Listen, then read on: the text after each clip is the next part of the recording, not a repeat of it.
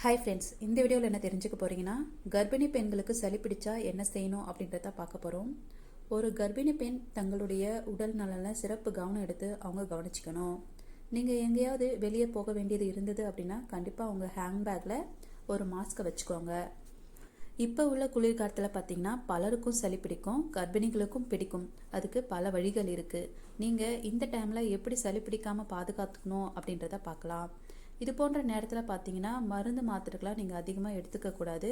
வீட்டில் நீங்கள் tea coffee குடிக்கும்போது அதில் சுக்குமல்லி, இஞ்சி, மஞ்சத்தூள்லாம் சேர்த்து போட்டு குடிச்சிங்க அப்படின்னா சளி பிடிக்காமல் நம்ம தடுக்க முடியும். கர்ப்பிணிகள் அதிகமாக உடல் உழைப்பு போட்டு வேலைகளை செய்யாதீங்க. நல்லா ரெஸ்ட் எடுக்கணும். நீங்கள் அதுக்காக வேலையே செய்யாமலும் இருக்கக்கூடாது. நமக்கு சளி பிடிக்க போகுது அல்லது ஜுரம் வரப்போகுது அப்படின்னா நமக்கு முன்னாடியே சில அறிகுறிகள்லாம் தெரியும் இல்லையா?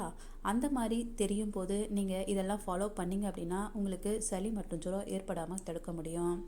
நீங்கள் லெமனை சர்க்கரை சேர்க்காம அதை அப்படியே குடிச்சிடுங்க. குறைந்த கலோரிகளை கொண்ட உணவுகளை எடுத்துக்கோங்க. உப்பு உணவில் அதிகமாக சேர்த்துக்காதீங்க. இந்த டைமில் வெந்நீரை நல்லா காய வச்சு அதை ஆற வச்சு குடிங்க. விட்டமின் சி ஃபுட்டை இந்த டைமில் அதிகமாக எடுத்துக்காதீங்க. ஜூஸ் வகைகளை அதிகமாக குடிங்க.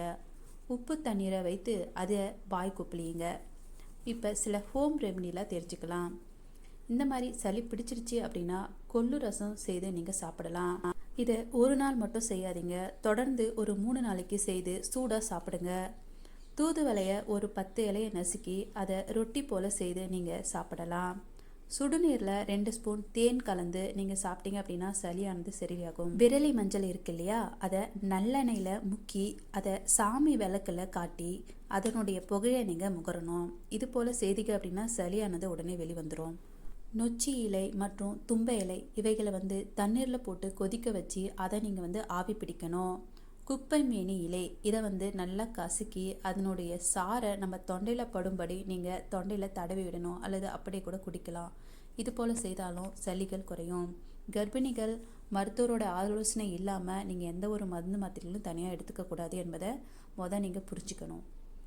இது போன்ற தகவலை பெற எங்கள் சேனலுக்கு லைக் பண்ணுங்கள், ஷேர் பண்ணுங்கள், கமெண்ட் பண்ணுங்கள், மறக்காமல் சப்ஸ்கிரைப் பண்ணுங்கள்.